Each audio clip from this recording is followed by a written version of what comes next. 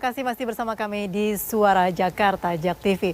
Baik pemirsa, kami masih membahas mengenai Jakarta yang mendapatkan predikat sebagai salah satu transportasi publik terbaik di dunia dalam versi karena ada perbaikan inovasi dalam hal transportasi publiknya.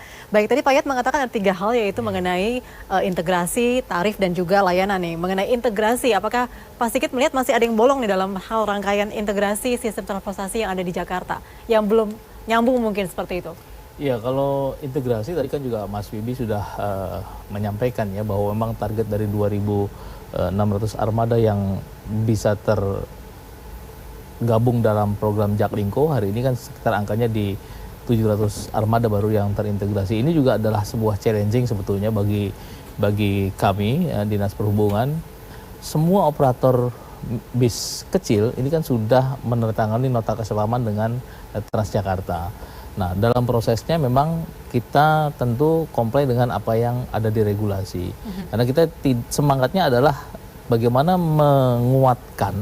menguatkan dalam sisi manajemen pengelolaan, termasuk juga bagaimana menguatkan capital gain daripada kita bicara bus kecil adalah usaha individual, ya usaha partikulir yang milik orang per orang, tentunya treatment peningkatan manajemennya berbeda dengan bus sedang atau bus besar. Yeah. Nah, ini yang coba kita garap bagaimana bisa menguatkan secara keuangannya, kemudian tentunya bisa mengikuti apa yang diterapkan dalam standar pelayanan minimum. Kita bicara armadanya revitalisasi sesuai dengan yang diamanahkan kan. Yeah. Kalau kita bicara kan usia angkutan yang diizinkan menurut Perda 5 2014 adalah maksimum 10 tahun. Nah, ini yang tentunya kita terus lakukan. Betul masih ada PR, betul masih ada tugas besar, termasuk bagaimana kita memastikan bahwa aksesibilitas masyarakat itu sendiri, kalau sekarang ini adalah 1 kilo baru bisa menjangkau kepada layanan public transport, ke depan kita dekatkan maksimum di 500 meter. Nah, ini bisa mengakses begitu ya? 500 meter sudah harus mendapatkan layanan public transport gitu. Karena kalau kita bicara berjalan kaki itu bisa sampai dengan 250, kemudian atau dengan bike sharing. Nah, kita terus mengedukasi masyarakat untuk aktif transport lah. Selain juga tentunya bagaimana mengatasi kemacetan, tapi kita ingin merubah mindset nih.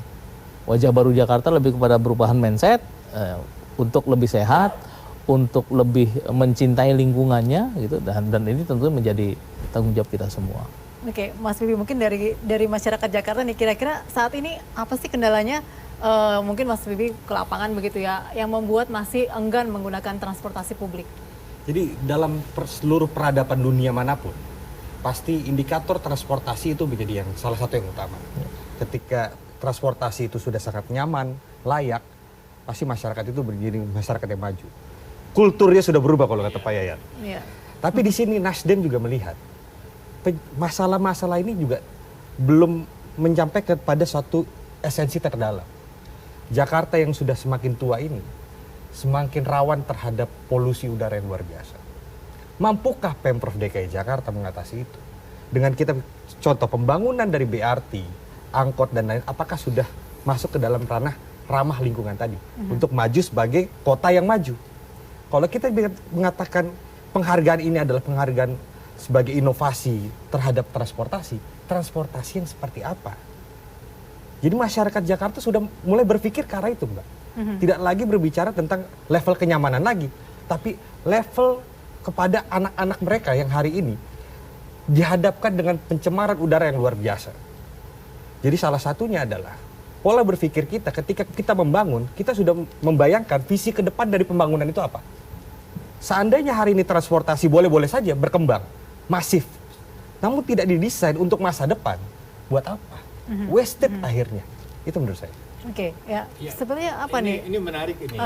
Jadi kan memang ini apa yang satu sisi kita mendapatkan apresiasi, tapi memang hari-hari terakhir ini ada gugatan terkait dengan kondisi polusi. Ya. Ini juga hasil diskusi dari ITDP yang kemarin membawa isu untuk Jakarta mendapatkan ini, tapi juga bulan Mei kemarin ITDP ada merilis sebuah informasi kepada publik bahwa akumulasi dari pencemaran dari CO2 itu sudah hampir mencapai 38 gross ton gitu. Dan sebagian besar proporsinya itu 23% disumbangkan dari kendaraan bermotor. Jadi dari angka itu sebetulnya bisa dikatakan sepeda motor tuh hampir 73,9%.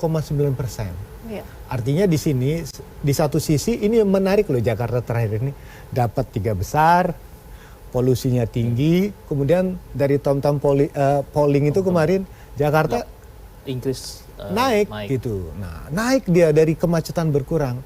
Pertanyaannya, ada apa di balik 3 peristiwa ini?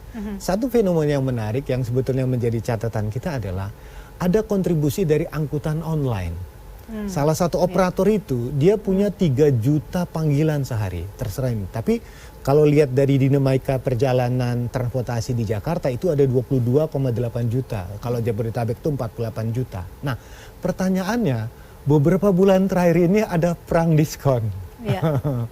Tarif itu yang begitu murah, mungkinlah yang membuat orang sekarang ini tidak mau menggunakan kendaraan pribadi. Jadi sekali lagi saya mengatakan ada persoalan tarif atau biaya transport yang murah yang membuat orang berpikir 2-3 kali untuk meninggalkan kendaraan pribadi. Nah, tantangan kita adalah bagaimana misalnya janji Pak Gubernur Rp5.000 Untuk sekali jalan ya? Sekali jalan kemana-mana. Kemana saja dalam 3 jam. Itu kan menarik itu kan. Kalau Rp5.000 kemana-mana dalam sehari itu bisa merontokkan angkutan online. Ya kan, pulang pergi dia hanya 10.000 akumulasi dari ini hanya 250.000. Kalau total dari biaya pengeluaran transportasi masyarakat yang harus 10% dari pendapatan UMR itu, mereka yang 4 juta masih sanggup. Nah, disinilah sebetulnya skenario transportasi itu bukannya skenario membangun jaringannya saja, tapi bagian dari skenario pertama untuk menurunkan polusi. Kedua, skenario bagaimana mendorong jumlah pengguna angkutan umum makin banyak. Ketiga, ada skenario menurunkan tingkat kepadatan dan kemacetan. Pertanyaannya sebetulnya, apakah kemacetan di Jakarta itu karena semakin banyak tarifnya murah? Nah, atau ada kontribusi dari angkutan online yang juga. datanya sama sekali kita nggak tahu berapa jumlah penggunanya. Karena mereka agak tertutup gitu. Iya, baik, yang ingin kita juga korek dari Pak Sigit nih, dari mengenai tarif terutama ya. Tadi kan Pak Hayat mengatakan bahwa masyarakat akan pindah ke transportasi umum ketika mulai berhitung bahwa ternyata pengeluaran hariannya itu sangat tinggi bila menggunakan kendaraan pribadi. Nah, untuk mengkaji tarif tadi, apakah yang 5.000 3 jam kemana-mana itu sudah bisa diimplementasikan dalam waktu dekat? Untuk tarif terintegrasi, BRT sistem sudah dikerjakan gitu ya. Artinya untuk 5.000 bisa menggunakan semua moda untuk angkutan berbasis jalan yang terintegrasi dalam manajemen Transjakarta sudah. Itu dari bus kecil, bus mikro, bus sedang maupun bus besar. Tapi kan tadi Pak Yat sampaikan bahwa sebetulnya kita bicara struktur tarif ini tidak hanya sekedar murahnya saja. Karena kan adalah tarif yang terjangkau. Ini kan kita bicara belanja layanan. Sekarang ini memang proporsinya untuk biaya transportasi di Jakarta itu sampai dengan angka di sekitar 20%. Ya, dari total living cost masyarakat Jakarta. Artinya ini juga tentu menjadi sebuah challenging ya, dan utamanya adalah sebetulnya kepadatan itu juga akibat bukan hanya aktivitas mereka yang kantoran, tapi juga aktivitas sekolah, gitu. Nah ini juga sebuah hal yang harusnya bisa diedukasi sejak awal bagaimana kita mengajak para siswa dan memberikan pemahaman kepada semua orang tua siswa bahwa angkutan umum ini sudah terintegrasi, angkutan umum ini sudah aman, sudah nyaman, sehingga mengajarkan anak-anaknya untuk sedari awal menggunakan angkutan umum. Zonasi sekolah itu membantu tuh. Lebih dekat, jadi lebih tidak harus menggunakan banyak ya. Betul loh sebetulnya. Saya mengatakan anak sekolah dengan program zonasi itu sebetulnya membuat jarak rumah dengan sekolah dekat. Kemudian mungkin nggak perlu diantar kali ya. Itu menarik. Terlepas dari berbagai masalah sekarang sedang terjadi begitu ya. Iya, menarik sekali itu Pak. Ya itu makanya yang terus kita kolaborasikan. Nah tadi juga menyinggung apa yang disampaikan Mas Bibi dan Kang Yayat ya, bahwa transportasi ini bukan sekedar bicara masalah kemacetan. Polusi udara sejatinya adalah residu dari apa yang kita kerjakan masing-masing nih. Masalah transportasi diselesaikan melalui penyelesaian yang sifatnya individual.